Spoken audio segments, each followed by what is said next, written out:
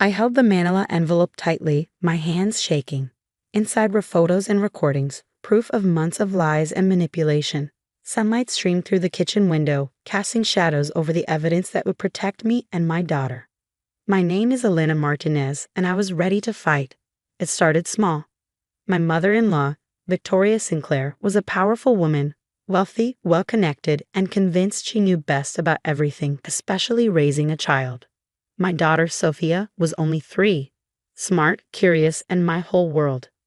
But to Victoria, she was just another prize to control. At first, it was little things, comments about my parenting disguised as concern.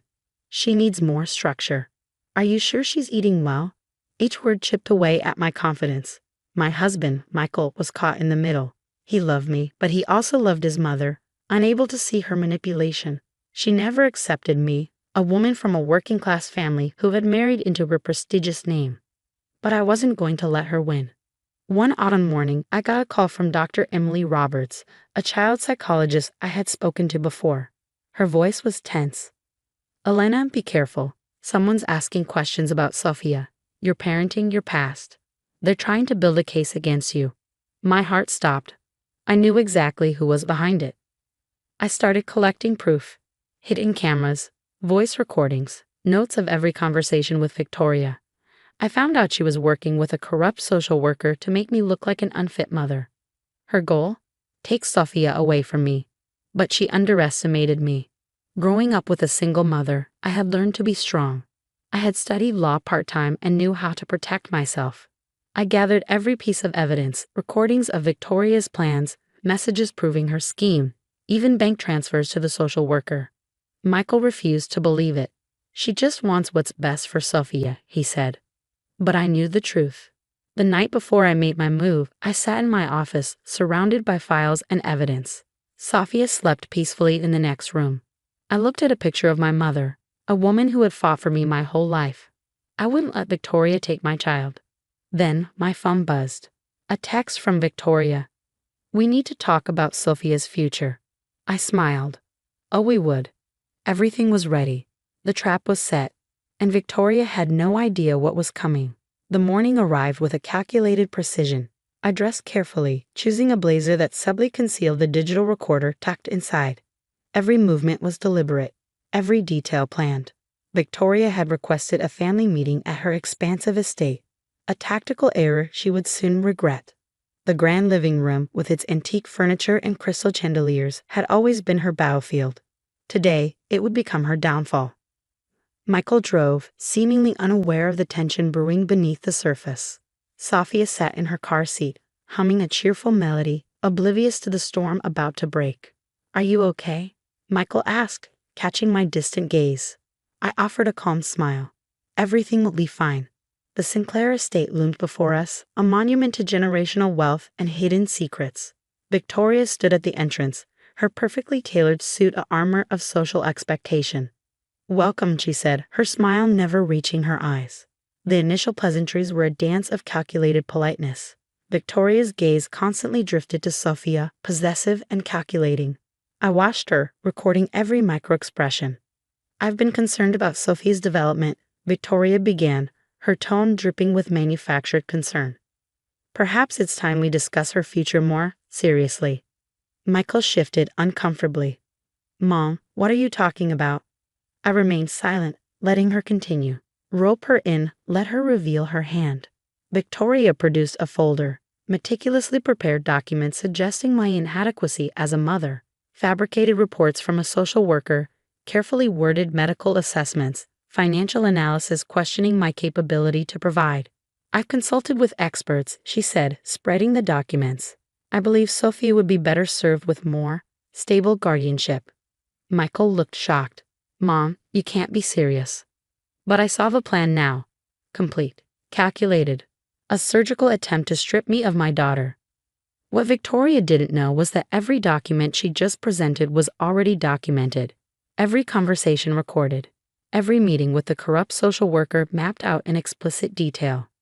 I reached into my bag, pulling out my own meticulously organized file. "Shall we discuss your definition of stability?" I said quietly.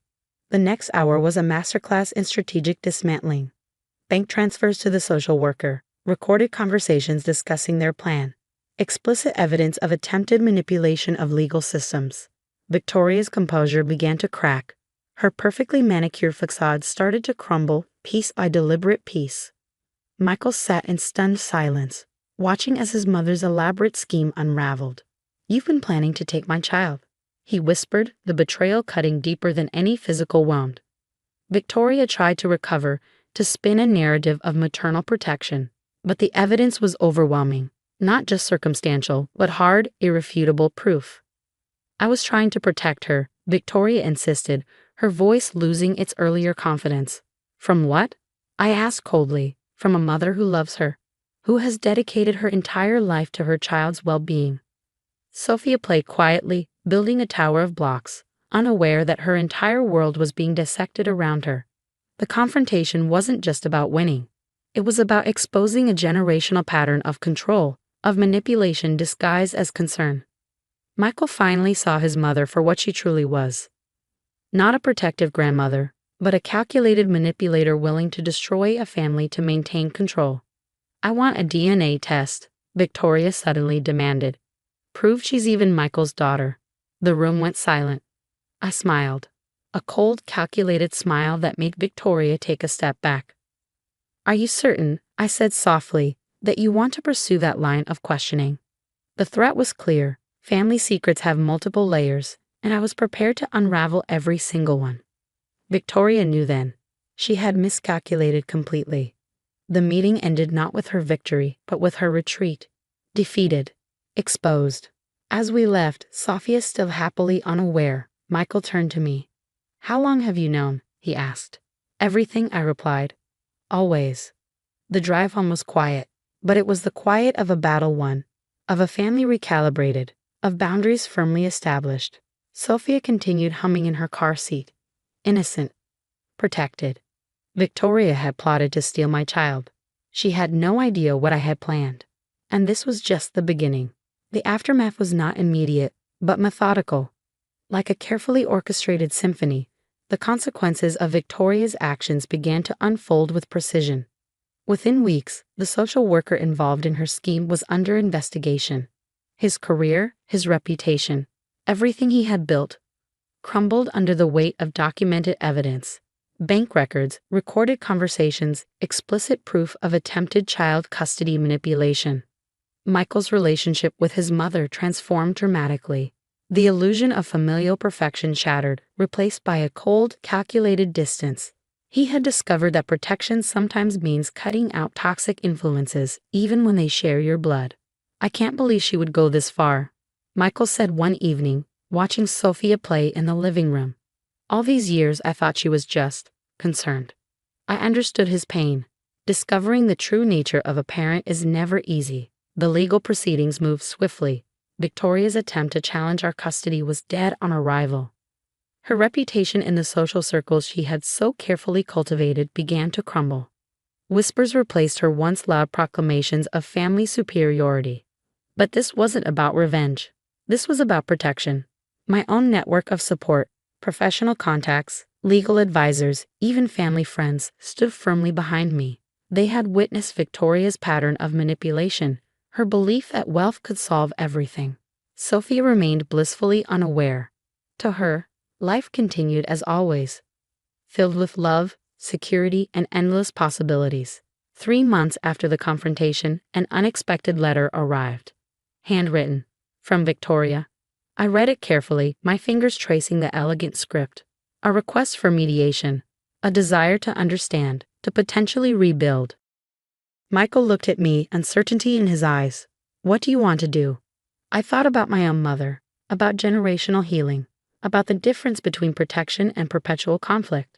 "We'll listen," I said, but on our terms. The mediation was carefully structured, controlled environment, limited interaction, professional mediator present, every detail calculated to ensure Sophia's emotional safety. Victoria arrived looking diminished, the powerful matriarch reduced to a woman confronting her own limitations. "I was wrong," she said, the words seemingly difficult to articulate. "I thought I was protecting the family, protecting Sophia. Protection isn't manipulation." I responded quietly, Protection is love without conditions. Michael watched, silent, processing, healing. The mediator guided our conversation, not towards reconciliation, but understanding, establishing clear boundaries, defining what a relationship might look like if it could exist at all. No unsupervised contact, transparent communication, respect for our family's autonomy. Victoria agreed, not happily, but definitively. As we left, Sophia holding both our hands, I realized something profound. Victory wasn't about destroying Victoria. It was about creating a safe, healthy environment for our daughter. The legal documents were filed, the evidence preserved, a testament to a mother's determination to protect her child. Months passed. Life found its rhythm. Michael's architectural firm grew. I continued my work. Sophia thrived, curious, confident, loved.